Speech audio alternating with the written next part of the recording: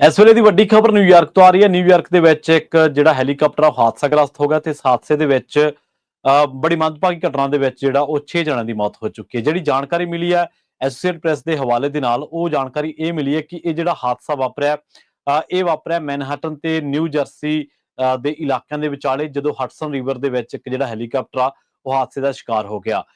ਜਿਹੜੇ ਕੈਥੀ ਹੌਚਲ ਨੇ ਉਹਨਾਂ ਨੇ ਇਸ ਹਾਦਸੇ ਦੇ ਉੱਤੇ ਡੂੰਘੇ ਦੁੱਖ ਦਾ ਜਿਹੜਾ ਪ੍ਰਗਟਾਵਾ ਉਹ ਕੀਤਾ। ਪਤਾ ਲੱਗਿਆ ਕਿ ਜਿਹੜੀ ਯੂਐਸ ਐਵੀਏਸ਼ਨ ਹੈ ਉਹਨਾਂ ਨੇ ਇਹ ਗੱਲ ਦੱਸੀ ਹੈ ਕਿ ਕ੍ਰੈਸ਼ ਜਦੋਂ ਹੋਇਆ, ਇਹ ਜਿਹੜਾ ਹਾਦਸਾ ਵਾਪਰਿਆ, ਤਾਂ ਉਦੋਂ ਹੈਲੀਕਾਪਟਰ ਜਿਹੜਾ ਆਪਣਾ ਬੈਲੈਂਸ ਆ ਜਾਂ ਆਪਣਾ ਜਿਹੜਾ ਕੰਟਰੋਲ ਆ ਉਹ ਗਵਾ ਬੈਠਾ ਸੀਗਾ ਤੇ ਉਸ ਤੋਂ ਬਾਅਦ ਇਹ ਹਡਸਨ ਰਿਵਰ ਦੇ ਵਿੱਚ ਜਿਹੜਾ ਹਾਦਸਾਗ੍ਰਸਤ ਹੋ ਗਿਆ ਤੇ 6 ਬੰਦੇ ਮਾਰੇ ਗਏ। ਇਹ ਹਡਸਨ ਰਿਵਰ ਉਹੀ ਹੈ ਜਿੱਥੇ ਕੁਝ ਸਮਾਂ ਪਹਿਲਾਂ ਇੱਕ ਪਾਇਲਟ ਜਿਹਦਾ ਲੈਂਡਿੰਗ ਕਰਨ ਵੇਲੇ ਜਹਾਜ਼ ਦੇ ਵਿੱਚ ਤਕਨੀਕੀ ਖਾਮੀ ਆ ਜਾਣ ਤੋਂ ਬਾਅਦ ਉਹਨੇ ਜਹਾਜ਼ ਨੂੰ, ਮੁਸਾਫਰਾਂ ਦੇ ਨਾਲ ਭਰੇ ਜਹਾਜ਼ ਨੂੰ, ਇਸ ਹਡਸਨ ਰਿਵਰ ਦੇ ਵਿੱਚ ਲੈਂਡ ਕੀਤਾ ਸੀਗਾ ਤੇ ਉਸ ਤੋਂ ਬਾਅਦ ਕਈ ਲੋਕਾਂ ਦੀ ਜਿਹੜੀ ਆ ਜਾਨ ਬਚ ਗਈ ਸੀ ਤੇ ਇਸ